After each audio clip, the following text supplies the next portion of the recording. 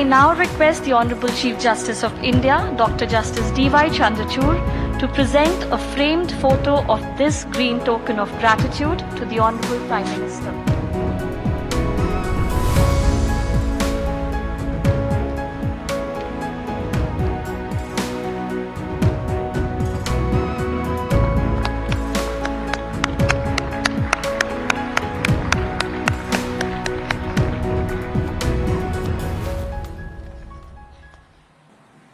आप लोग इतने गंभीर हैं तो उसमें मुझे लगता है समारोह भी बड़ा गंभीर है।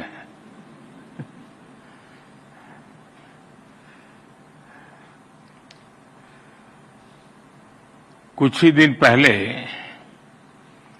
मैं राजस्थान हाई कोर्ट के प्लेटिनम जुबिली सेरेमनी में गया था और आज सुप्रीम कोर्ट के 75 वर्षों की यात्रा के उपलक्ष्य में जिला न्यायपालिका का राष्ट्रीय सम्मेलन हो रहा है। सुप्रीम कोर्ट के 75 वर्ष ये केवल एक संस्था की यात्रा नहीं है, ये यात्रा है भारत के संविधान और संवैधानिक मूल्यों की। ये यात्रा है एक लोकतंत्र के रूप में भारत के और परिपक्व होने की, और इस यात्रा में हमारे संविधान निर्माताओं का,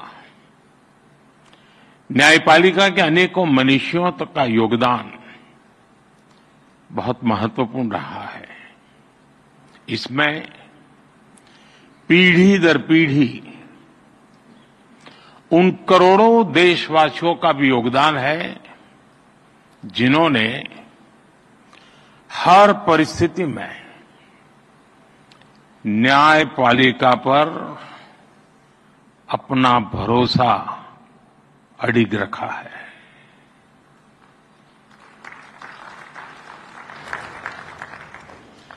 भारत के लोगों ने कभी सुप्रीम कोर्ट पर, हमारी न्यायपालिका पर अविश्वास नहीं किया।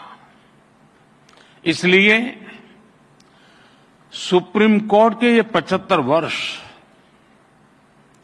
मदर ऑफ डेमोक्रेसी के रूप में भारत के गौरव को और अधिक बढ़ाते हैं।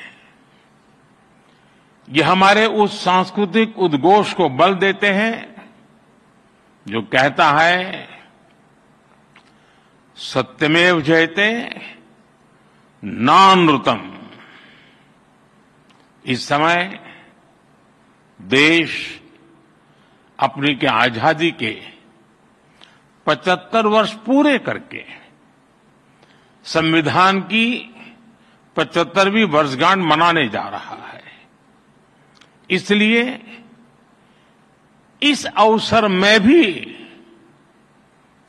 गर्व भी है, गौरव भी है और प्रेरणा भी है। मैं आप सभी न्यायविदों को और सभी देशवासियों को इस अवसर पर बहुत बहुत बधाई देता हूं। इस अवसर पर राष्ट्रीय जिला न्यायपालिका सम्मेलन का जो महत्वपूर्ण आयोजन हो रहा है, मैं इसके लिए भी आप सबको शुभकामनाएं देता हूं। साथियों, हमारे लोकतंत्र में न्यायपालिका संविधान की संरक्षक मानी गई है। ये अपने आप में एक बहुत बड़ी जिम्मेदारी है। हम संतोष के साथ कह सकते हैं कि सुप्रीम कोर्ट ने, हमारी न्यायपालिका ने इस जिम्मेदारी का बखूबी निर्वहन करने का प्रयास किया है। आजादी के बाद न्यायपालिका ने न्याय की भावना की रक्षा की। आपातकाल जैसा काला दौर भी आया, तब न्यायपालिका ने संविधान की रक्षा में अहम भूमिका निभाई। मौलिक अधिकारों पर हुए प्रहार तो सुप्रीम कोर्ट ने उनकी रक्षा भी की। और यही नहीं, जब जब देश की सुरक्षा का प्रश्न आया, तब न्यायपालिका ने राष्ट्रहित सर्वोपरि रखकर भारत की एकता की भी रक्षा की है। इन सब उपलब्धियों के बीच मैं इन यादगार 75 वर्षों के लिए आप सभी विद्वज्जनों को बहुत बधाई देता हूं। साथियों, बीते 10 वर्षों में न्याय को सुगम बनाने के लिए देश ने कई प्रयास किए हैं। कोर्ट्स के मॉडर्नाइजेशन के लिए मिशन लेवल पर काम हो रहा है। इसमें सुप्रीम कोर्ट और जुडिशरी के सहयोग की बड़ी भूमिका रही है। आज जिला न्यायपालिका का ये कार्यक्रम भी इसी का एक और उदाहरण है। इसके पहले यहां कई लोगों ने उल्लेख भी किया, सुप्रीम कोर्ट और गुजरात हाई कोर्ट ने मिलकर ऑल इंडिया डिस्ट्रिक्ट कोर्ट जजेज कॉन्फ्रेंस का आयोजन भी किया था। इस तरह के आयोजन ईज ऑफ जस्टिस के लिए बहुत ही जरूरी है। मुझे बताया गया है यहां भी अगले 2 दिनों में कई महत्वपूर्ण मुद्दों पर चर्चा होगी। पेंडिंग केसेस का मैनेजमेंट, ह्यूमन रिसोर्स और लीगल फ्रेटर्निटी की बेहतरी। आपने चर्चा के लिए सभी जरूरी विषय तय किए हैं।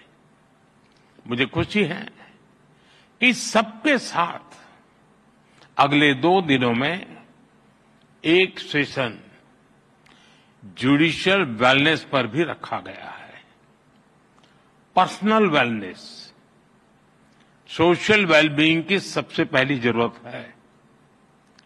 इससे हमें हमारे वर्क कल्चर में हेल्थ को प्रायोरिटी देने में मदद मिलेगी। साथियों, हम सब जानते हैं आज आजादी के अमृतकाल में 140 करोड़ देशवासियों का एक ही सपना है, विकसित भारत, नया भारत। नया भारत यानी सोच और संकल्प से एक आधुनिक भारत। हमारी न्यायपालिका इस विजन का एक मजबूत स्तंभ है। खासतौर पर हमारी डिस्ट्रिक्ट जुडिशरी भारतीय न्यायपालिका की व्यवस्था का एक आधार है। देश का सामान्य नागरिक न्याय के लिए सबसे पहले आप ही का दरवाजा खटखटाता है। इसलिए ये न्याय का प्रथम केंद्र है, ये पहली सीढ़ी है। हर तरह से सक्षम और आधुनिक हो, ये देश की प्राथमिकता है। मुझे विश्वास है ये राष्ट्रीय सम्मेलन, इसमें हुए विमर्श देश की अपेक्षाओं को पूरा करने में मदद करेंगे। साथियों, किसी भी देश में विकास का अगर कोई सबसे सार्थक पैरामीटर है तो वो है सामान्य मानवीय का जीवन स्तर। सामान्य मानवीय का जीवन स्तर उसकी ईज ऑफ लिविंग से तय होता है। और सरल सुगम न्याय ये ईज ऑफ लिविंग की अनिवार्य शर्त है। ये तभी संभव होगा जब हमारी डिस्ट्रिक्ट कोर्ट्स आधुनिक इंफ्रास्ट्रक्चर और टेक्नोलॉजी से लैस होगी। हम सब जानते हैं कि आज डिस्ट्रिक्ट कोर्ट्स में करीब 4.5 करोड़ केसेस पेंडिंग है। न्याय में इस देरी को खत्म करने के लिए बीते एक दशक में कई स्तर पर काम हुआ है। पिछले 10 वर्षों में देश ने जुडिशियल इंफ्रास्ट्रक्चर के विकास के लिए लगभग 8,000 करोड़ रुपए खर्च किए हैं। आपको एक और तथ्य जानकर खुशी होगी, पिछले 25 साल में जितनी राशि जुडिशियल इंफ्रास्ट्रक्चर पर खर्च की गई, उसका 75% पिछले 10 वर्षों में ही हुआ है। इन्हीं 10 वर्षों में डिस्ट्रिक्ट जुडिशरी के लिए 7,500 से ज्यादा कोर्ट हॉल और 11,000 रेसिडेंशियल यूनिट्स तैयार की गई है। साथियों, मैं जब लीगल फ्रेटर्निटी के बीच आता हूं तो ई कोर्ट्स का विषय आना बहुत स्वाभाविक है। टेक्नोलॉजी के इस इनोवेशन से केवल न्यायिक प्रक्रियाओं में तेजी ही नहीं आई, इससे वकीलों से लेकर फरियादी तक हर किसी की परेशानियां भी तेजी से कम हो रही है। आज देश में अदालतों का डिजिटाइजेशन किया जा रहा है और जैसा कि मैंने कहा, इन सभी प्रयासों में सुप्रीम कोर्ट की ई कमेटी अहम भूमिका निभा रही है। साथियों, पिछले वर्ष ई कोर्ट्स प्रोजेक्ट के तीसरे फेज को भी स्वीकृति मिली है। हम एक यूनिफाइड टेक्नोलॉजी प्लेटफॉर्म तैयार करने की दिशा में आगे बढ़ रहे हैं।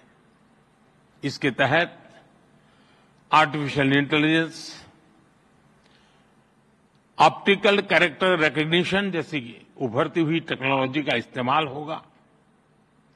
हम पेंडिंग केसेस का एनालिसिस कर सकेंगे, भविष्य के मुकदमों का भी अनुमान लगा सकेंगे।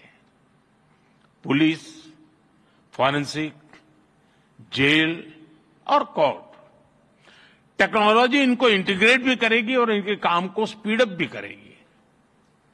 हम ऐसी न्याय व्यवस्था की ओर बढ़ रहे हैं जो पूरी तरह से फ्यूचर रेडी हो गई।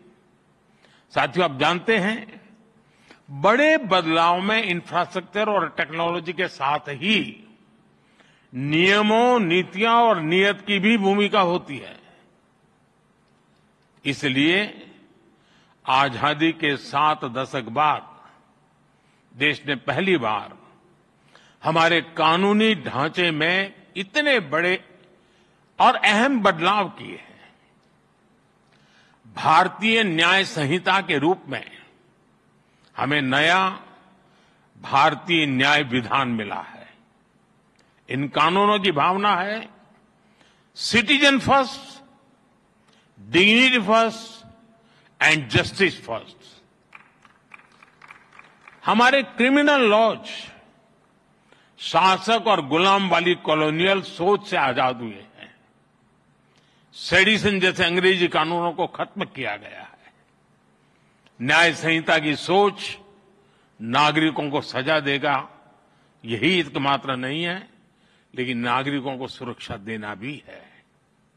इसलिए एक और महिलाओं और बच्चों के खिलाफ होने वाले अपराधों पर सख्त कानून बने हैं। दूसरी ओर पहली बार मामूली अपराधों में सजा के तौर पर कम्युनिटी सर्विस का प्रावधान किया गया है। भारतीय साक्ष्य अधिनियम के तहत सबूत के तौर पर इलेक्ट्रॉनिक और डिजिटल रिकॉर्ड को भी मान्यता मिली है। भारतीय नागरिक सुरक्षा संहिता के तहत इलेक्ट्रॉनिक मोड में समन भेजने की व्यवस्था बनाई गई है। इससे न्यायपालिका पर पेंडिंग केसेस का बोझ भी कम होगा। मेरा आग्रह होगा, सुप्रीम कोर्ट के मार्गदर्शन में डिस्ट्रिक्ट जुडिशरी को इस नई व्यवस्था में ट्रेन करने के लिए नए इनिशिएटिव्स भी जरूरी है। हमारे जजेस और वकील साथी भी इस अभियान का हिस्सा बन सकते हैं। जनता भी इस नई व्यवस्था से परिचित हो, इसमें भी हमारे वकील और बार एसोसिएशन का अहम रोल है। साथियों, मैं देश और समाज के एक और ज्वलंत विषय को आपके समक्ष उठाना चाहता हूं। आज महिलाओं के खिलाफ अत्याचार, बच्चों की सुरक्षा समाज की एक गंभीर चिंता है। देश में महिलाओं की सुरक्षा के लिए कई कठोर कानून बने हैं। 2019 में सरकार ने फास्ट ट्रैक स्पेशल कोर्ट की स्थापना की योजना बनाई थी। इसके तहत अहम गवाहों के लिए डिपोजिशन सेंटर्स का प्रावधान है। इसमें भी डिस्ट्रिक्ट मॉनिटरिंग कमिटीज की भूमिका महत्वपूर्ण हो सकती है। इस कमेटी में डिस्ट्रिक्ट जज, डीएम और एसपी भी शामिल होते हैं। क्रिमिनल जस्टिस सिस्टम के विभिन्न पहलुओं के बीच समन्वय बनाने में उनकी भूमिका अहम होती है। हमें इन कमेटियों को और अधिक सक्रिय करने की जरूरत है। महिला अत्याचार से जुड़े मामलों में जितनी तेजी से फैसले आएंगे, आधी आबादी को सुरक्षा का उतना ही बड़ा भरोसा मिलेगा। साथियों, मुझे विश्वास है कि यहां जो विमर्श होगा उससे देश के लिए बहुमूल्य समाधान निकलेंगे। जस्टिस टू ऑल का रास्ता मजबूत होगा। मैं एक बार फिर आप सबको इस पवित्र समारोह और समागम और चिंतन मनन में जरूर अमृत निकलेगा, इस आशा के साथ अनेक अनेक शुभकामनाएं देता हूं। बहुत बहुत धन्यवाद।